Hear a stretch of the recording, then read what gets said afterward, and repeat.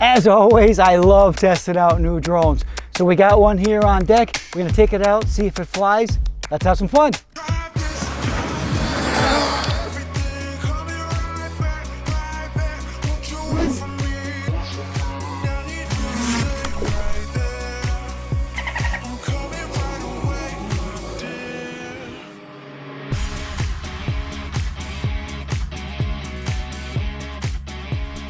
Hey guys, thanks for stopping by. Always appreciate it. It's really good to see you.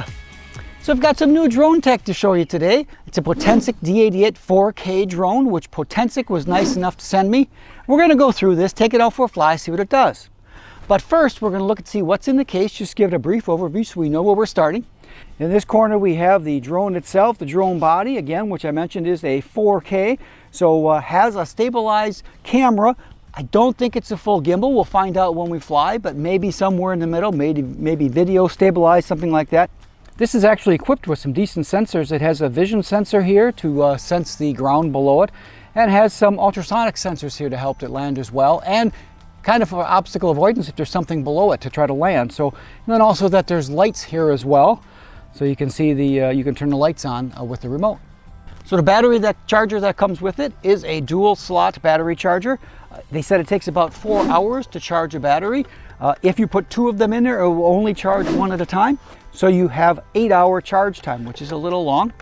When you charge the batteries, the indication comes up on which battery is charging and the level of which the battery is. It's quite a nice display. It's really bright, so certainly don't put it anywhere where it's going to keep you up at night.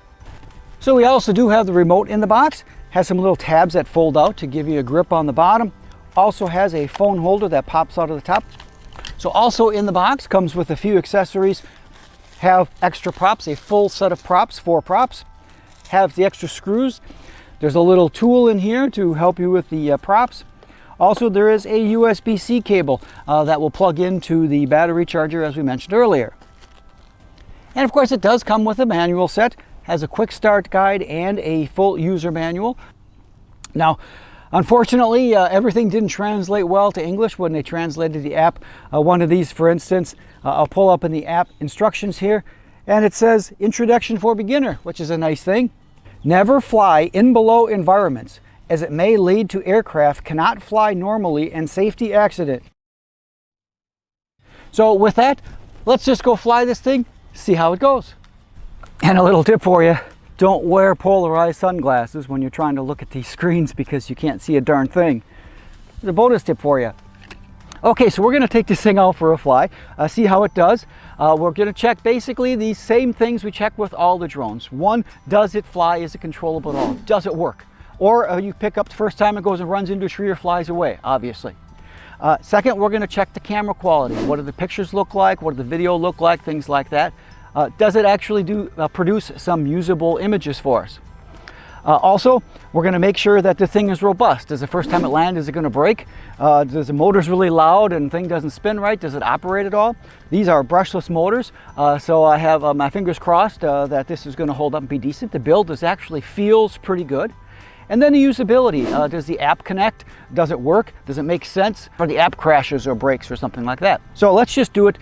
Take off and see what happens here. I always go in a lower area for the first time I take it up and don't go very far. And that's on purpose because if the thing does take off in a direction and I can't control it, loses connection for some reason, I'd rather have it hit a tree where I can recover it rather than going straight up in the sky, 400 feet, and it takes off and then we can't recover it. I had that a couple of times and that is a horrible, horrible feeling. So take my advice, start low, and if it crashes into a tree, that's better than going and landing on a highway somewhere. All right, so let's just get started, see what happens.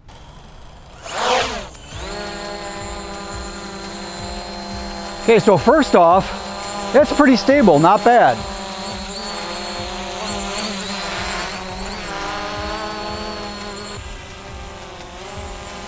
There's a little bit of a wind today, and I'll show the flag here in a minute. But first thing, is it stable at all? And so far, this is pretty good. It's pretty stable. There is a little bit of a wind coming from my back going that way. So if it's going to shove it in a direction, I would expect it to shove it forward as it's seeing right now. Let's just see what this does here.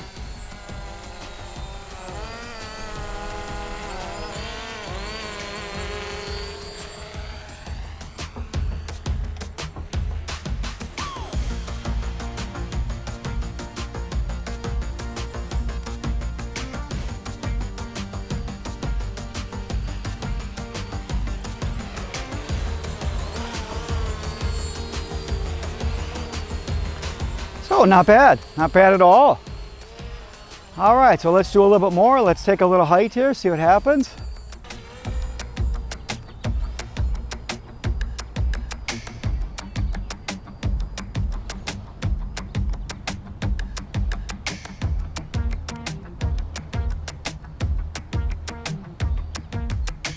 So it's responding real nice, doing a nice job, gotta say. So you know, the video is not too bad. I was hoping that the video would be stabilized, but actually it's not as bad as some of them. Usually they're really herky-jerky. I mean, for the lower end here, this isn't bad. Just gonna take a little flight here and see what this looks like.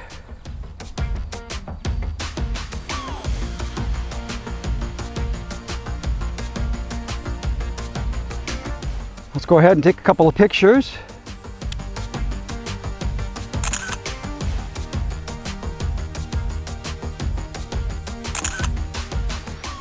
But it does have pretty good controllability, I have to say. It's doing a pretty nice job keeping itself in the air here.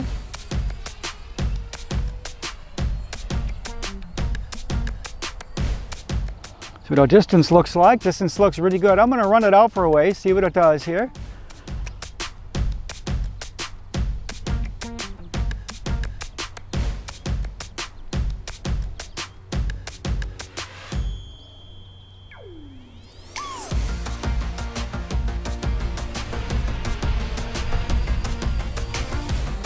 All right, so far it's doing a pretty nice job. Maneuverability is really good. The app seems to be working pretty well. It's very stable. I have to say that it's very stable. So I'm going to try a return to home here rather than force return to home with a low battery, because I don't want to do that. I want to do it on my terms first, and then we'll oh, there's a hummingbird that's checking us out here. I don't know if we can see it.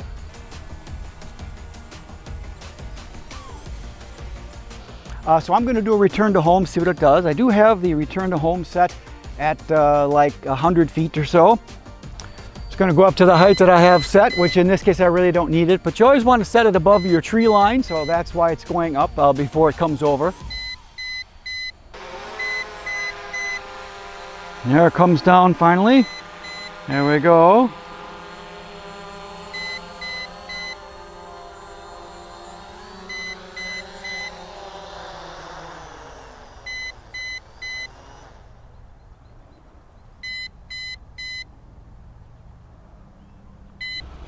All right, so you can see where it came down here, and that beeping is annoying, that's for sure. And we actually started over there. There's a little kind of blue piece of stuff here. So we're about, I would say about 3 feet off from where this landed before. We were over here. But it did do a pretty good job, I would say, coming down from a return to home. So that was the maiden flight of the Potensic D88 4K drone. Actually did a pretty darn good job, I have to say. It flew really well. The camera and stuff is not too bad, although I wish they would stabilize that video. If they would put a gimbal on this, boy, they'd really have a winner. With the Brushless Motors, the way this thing controls, the app is pretty clean. Add some adjustability to the app, and you know, they'd get that camera stabilized with the gimbal. This would be a winner for sure.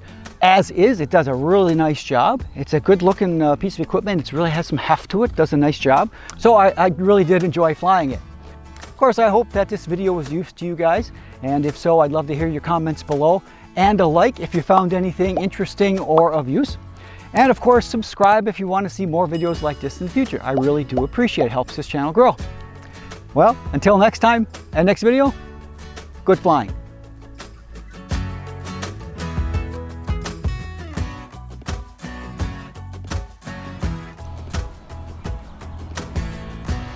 Gonna do this drone dance one time, just for everybody that's out here. And there we go. Whew. Okay. Probably not a good idea to make a drone pilot spin in a circle before they fly. That's probably not a good idea. Just saying.